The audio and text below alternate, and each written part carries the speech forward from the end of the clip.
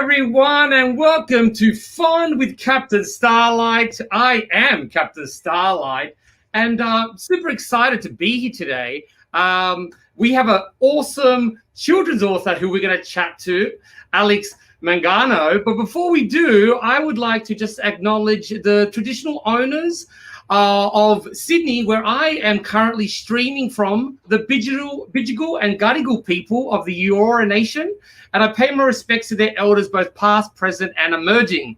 And since I am in Sydney, I've got my mask on, mask powers. That's the way to go. Now, let's speak to Alex out there. Hi, Alex. Hello, Captain Starlight. How are you doing? I'm well. It's good to see you. All of your face there. It's good to it's good to see all of your face from here to here. Yes, it's great. Yes. Good face. This is the best part of my face, actually, is the top half. I can imagine. Now, Alex, it's great to have you on the stream today. You have a book, a children's book that you've written and illustrated. Yes, I did. I wrote it and I illustrated it and co-published it, and now it's out in the world and talking to you, and it's all happening. It's great. Oh, we are so excited to hear the story from the book. But before we do, could you tell us a little bit about the book? Definitely. So this is Silly Yak. It's about a little yak called Jack who has celiac disease. And the story is all about Jack, and he doesn't love his new gluten-free food, but he really believes and dreams that there's better food out there. So he talks to his mum and dad and go on this awesome adventure to make sure that he can still eat this food, it be super yummy, and he can be silly and still have heaps of fun because he loves to be silly. I know I love to be silly, and I think you like to be silly too, right? Oh, look, sometimes I become a yak, and I'm just like, there's a silly yak, that's me. And, having a good meal just makes you feel silly. Definitely does. Definitely does. Now, if there are kids watching us on YouTube around the country in their hospitals, now, if any kid out there has a question for us, please get in contact with your Captain Starlight, and we'll ask Alex about Jack and the Silly Yaks. And we can't wait to hear what you have to say, because I'm sure, Alex, there are maybe a number of kids out there who are celiacs. Yes, definitely. Well, I was 13 when I was first diagnosed in my local hospital, and hung out with some captains while I was there as well. So it's very cool to see a captain again. So yeah, if you have any questions about Jack and how to be super silly, even though you're gluten-free, let me know. I'd love to answer them. Yeah, that'd be great. Now, Alex, is this your first book? It is. It is the first book that I have ever written. I actually originally wrote the first one as a uni assignment many, many moons ago. And Jack's story and his personality really stuck with me, and I really fell in love with his cute little face. So I last year decided to rewrite it and look at it again, and it kind of turned out perfect, well, in my eyes. And here it is. It's cool to have this as my first book of many, which is The Hope and the Dream. Oh, that is an incredible hope and a dream. And it would be an absolute dream to hear the story right now. Are you ready to read it to us? I am so ready to read it to you. Are you ready for me to read it to you? Hang on. I'm definitely ready for you to read it. Out there, you all ready? I've got my yak on. Let's get it on. Let's do it. All right, let's read Silly Yak. Let's go for it. Silly Yak. I've already written my name in the first. You can't see it up there, but this is mine. This is my copy. Okay, the copy. Let's go. So this is Jack, and he is a little silly. You see, he likes to have fun, to run and play, and make funny faces in the mirror all day, to sing really loudly and dance around the house, and sometimes pretend he's as small as a mouse.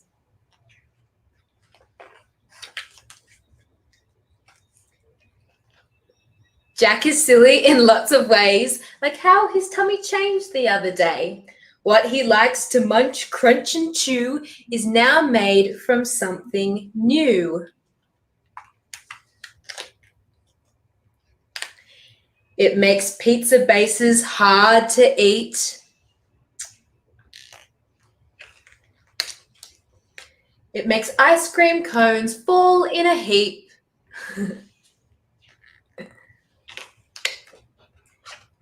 And it makes the donuts that he has really hard and very bad. Oh, man. Ouch. Oh, yeah. Not so yummy. I wonder if he'll find something better, though. Jack's food isn't the best. It crumbles and falls and makes a mess. It's all so hard and dry and new. And Jack doesn't like this different food. Oh, he's not very happy about his different food, Captain. No, and he doesn't seem like he wants to be silly. No, he doesn't. He can't be silly because he doesn't like his food anymore. Oh, man. But Jack thinks this isn't right, so he closes his eyes really tight and dreams that his food is oh so yummy that he eats it all to fill his tummy. Do you ever dream about really yummy food, Captain? All the time, day and night.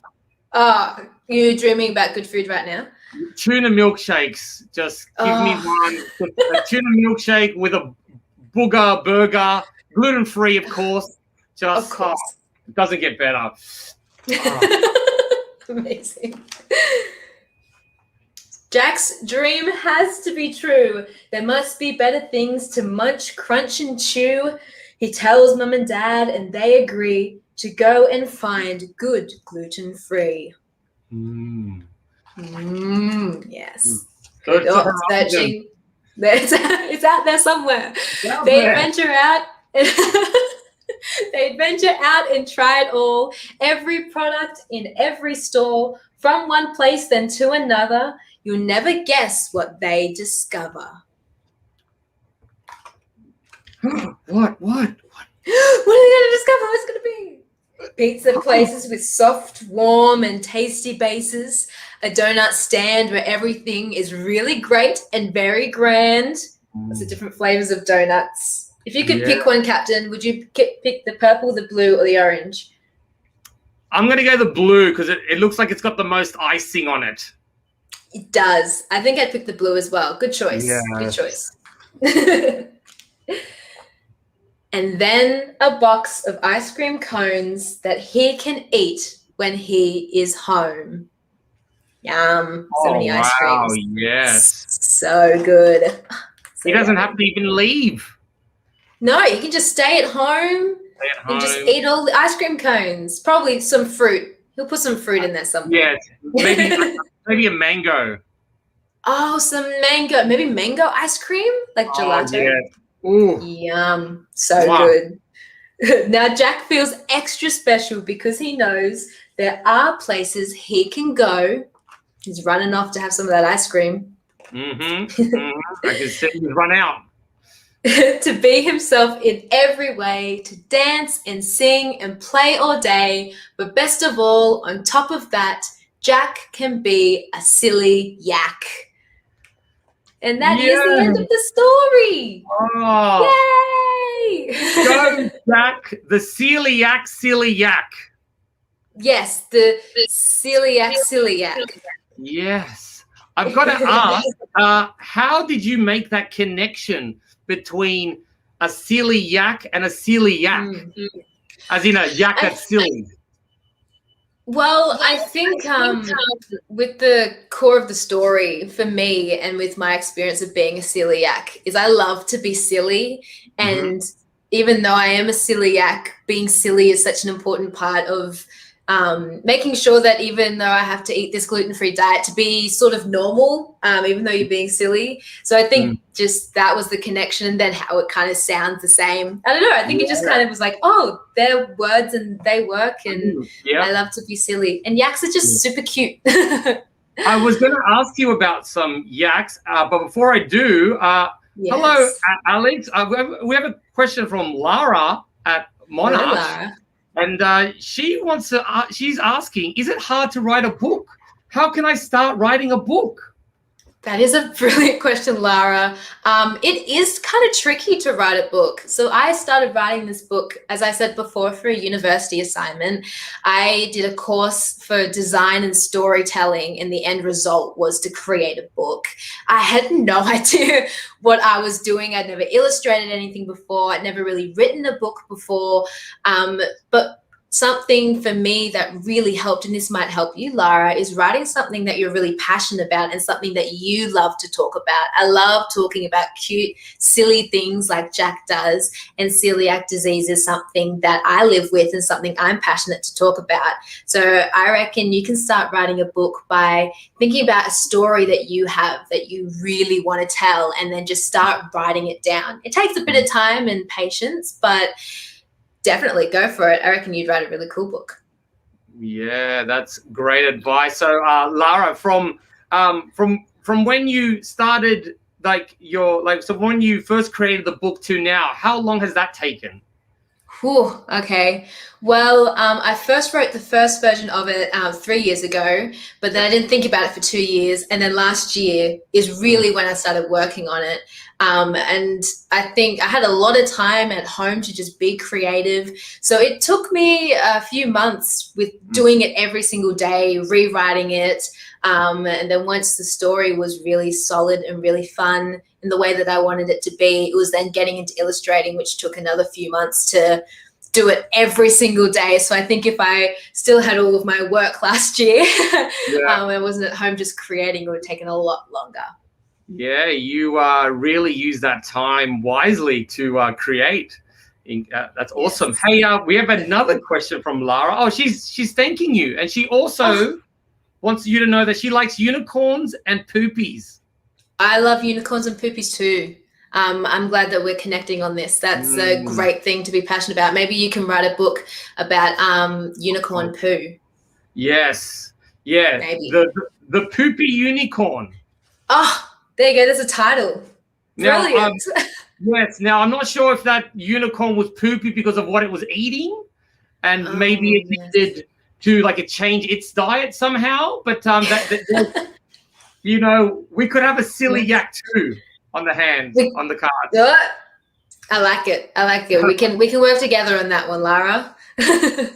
Now, I did want to ask you about the illustrations that you did. Actually, we've got another question before I even do.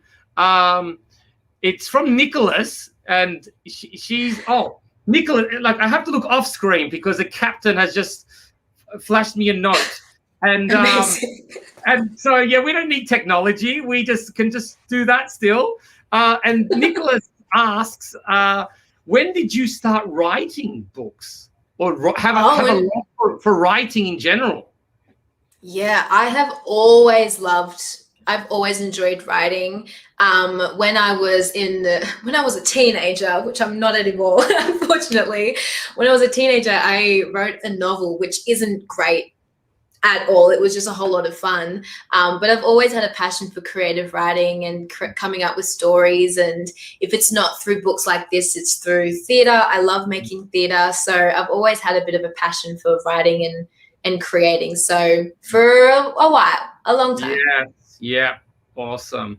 And just on Nick, because Nick also wanted to know why you started writing this book, and we found out at the top of the stream it was because you were diagnosed with celiac disease, and you were correct.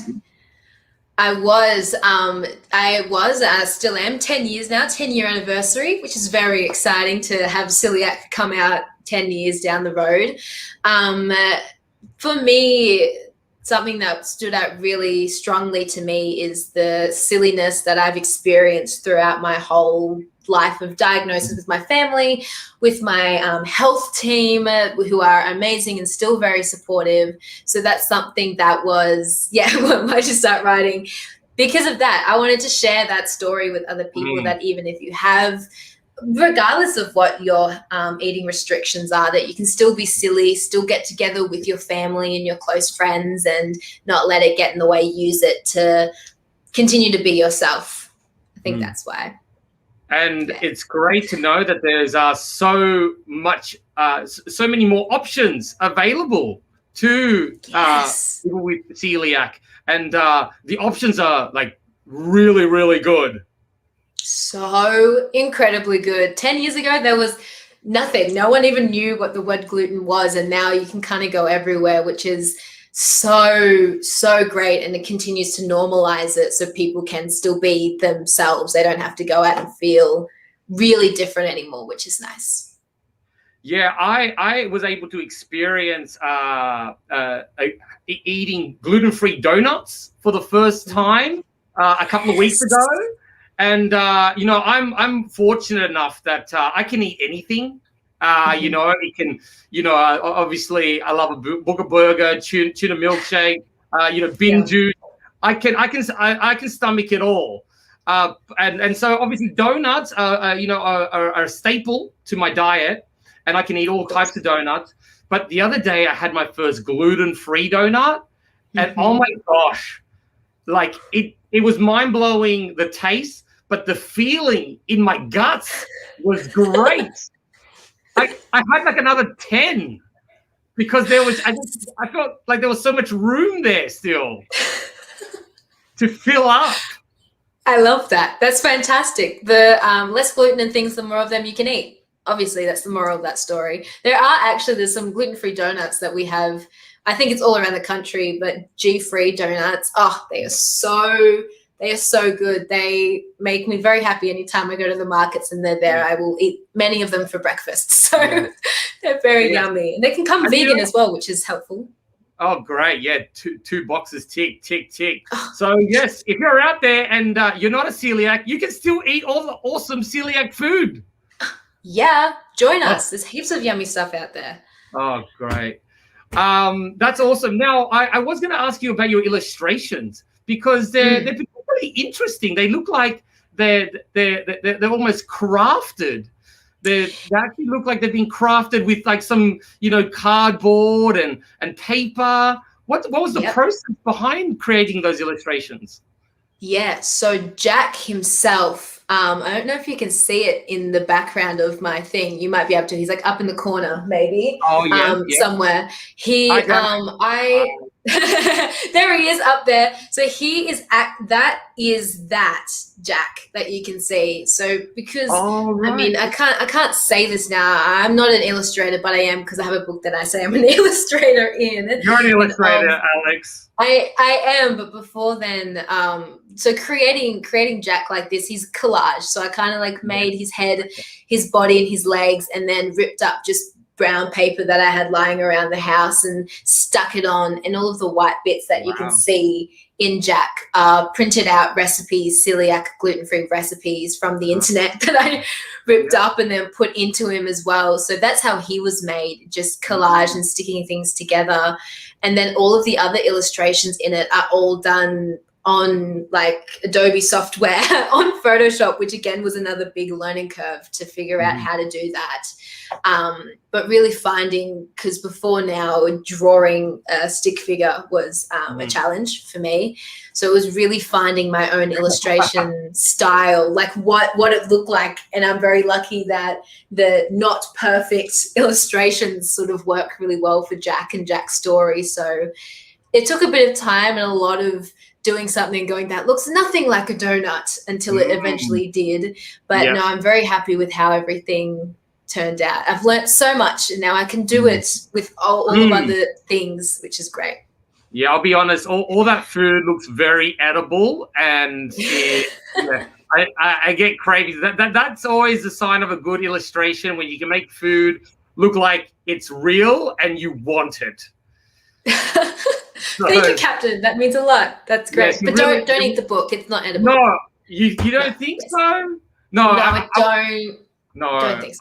I would hate to accidentally eat Jack if I tried. I don't think he would enjoy that either. No. He's been through like a rough patch there that I'd hate to finish it off by eating him. No, that's totally not part of my plans.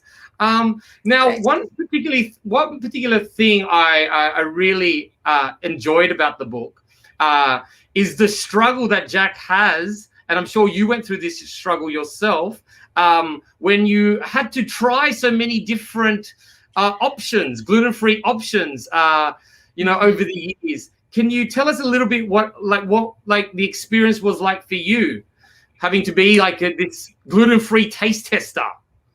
Yeah, long process, and still to this day, there's many things that I will buy to try, and you eat like one biscuit and then go, oh no, not good. Oh. I can't have those anymore. So it What takes do you do with the a lot others? of. Well, sometimes they're like, if they're like a tea biscuit or something that doesn't taste great, you can like crumble it up and use it in the cheesecake and it's fine. But sometimes Very nice. they're just like cardboard and you just can't. So Yeah. unfortunately, I mean, it's wasteful, but they have to go in and live another life in another place. But everything is pretty good now, but it takes a lot of searching. A lot of that food that isn't great, you could compost that. The worms will eat it. That's so true. Worms would love that. I love that. I'm feeding the worms. You're feeding the worms the gluten-free good stuff. So good, healthy. Then they can eat more, like you said, because their bellies won't be as full. That's right. Yeah. So good. Amazing. Now, let's go back to yaks, because I don't know much about yaks. Where would I find a yak? You would find a yak. So yaks are they're more of an Asian creature, which is surprising to me. I was doing some research about them. I don't know a lot about yaks, just to clarify. Okay. But I was looking at them, and a lot of them are found in highlands in China, which is so interesting because I would think that they were not in China. They would be somewhere else that was a lot colder. But that's where a lot of them are, and they are very cute as little babies. They're very cute as grown, but I find when they're little babies, they're super just fluffy and adorable. Yeah. Oh, you'd love to snuggle up to one right now. It being winter time, little baby yak. Definitely. Oh, love a little baby yak. Definitely. Or even just like one of those cows that look like yaks, but they're not. They'd be super cute. That'd be great. I'd take one. A yak-looking cow or a cow-looking yak? Yes, one of those cow-looking yaks. Yes. Yeah. Like long hair things. Yeah. Now, Alex, not only are you a children's author and illustrator. Yes. Yes, it's official. But you could also play music, I believe. I can, yes. I am a singer-songwriter as well, which is sort of where all of my inspiration came from at the beginning with my health and all of that. So I do love to write songs, and I have written a song to share with you, Captain, if you would like to hear it. I would love to hear it. I'm sure all the kids out there would love to hear it as well. Amazing. What's the name of this song they're about to hear? So a very creative name. It is called Silly Yak, this first one. Oh, okay, yes. It's part of the soundtrack? It's part of the soundtrack, yes. So this is one of 3. I'll just play one for you today, just to give you a bit of a taster, though. Right. But this song does require some dancing, some running on the spot, some singing, and some silly faces. So anyone in their hospitals or in rooms around Australia, wherever you are right now, sing along, dance along. You'll hear the points where you need to participate. You'll figure it out. All right, let's get silly. Yeah, let's go. All right, everyone, let's go. Let's sing Silly Yak. Jack, the silly yak, really likes to run. You ready? Can we run, run, run, run? Run, run, run, run. Jack, the silly yak, really likes to sing. Can we sing really loud? Sing la la la. Jack likes to do lots of silly things that make him feel like himself. Just be you, Jack. We'll be us, Jack. Just be you, Jack. You be you and you be you, Jack. The silly yak really likes to dance. Can we dance all around? Captain, dance, dance, dance, dance. Jack, the silly yak, likes to make funny faces. Ready? I want to see your funniest face. Can you make a funny face? Make a funny face. Jack likes to do lots of silly things that make him feel like himself. Just be you, Jack. Will be us, Jack. Just be you, Jack. You be you and you be you. You be you and you be you. You be you and you be you. Oh, Yay! amazing. Wow. So good. That was the best dancing I think I've ever seen, Captain Starlight. You have a remarkably beautiful voice, Alex. Thank you. You Thank really you so much. brought out the sillies in me. Oh, thank you. That means a lot. That means a lot. Yes. Thanks. I appreciate it. I totally understand what it's like to be Jack now.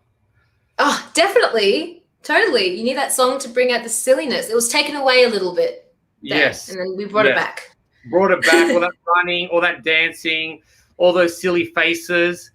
Yep. Oh, that's so wonderful that you have a beautiful song to accompany your beautiful book. That is just legendary. So fun. I love to just jam out to it in my studio, so it's good fun. Yes, so good. And speaking of, what's next? What do you have next on the cards, Alex?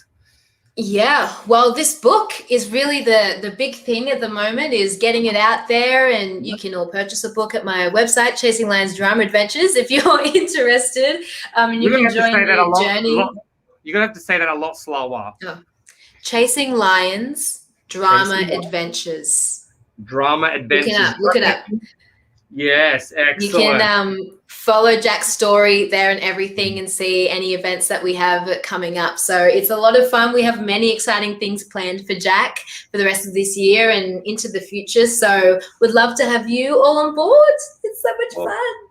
Awesome, Alex. And we would love to continue to follow your journey with Jack and getting that silly yak out there into the world, into the universe. To the universe, all the way to Planet Starlight. Yes, yeah. I can definitely take Jack back. Yeah, that sounds great. He'd be very well received, along with a box of gluten-free donuts. Oh, he would love that. He would so love that. That sounds so nice. Well, Alex, thank you so much for joining us with fun with Captain Starlight, with myself. You've been awesome, incredible. We wish you all the best of luck with the book, and thank you for being a part of today's stream. Thank you so much for having me. I have had an absolute blast. It's been great. Thanks for having me, and I'll see you soon. All right. Bye. Bye. Thanks.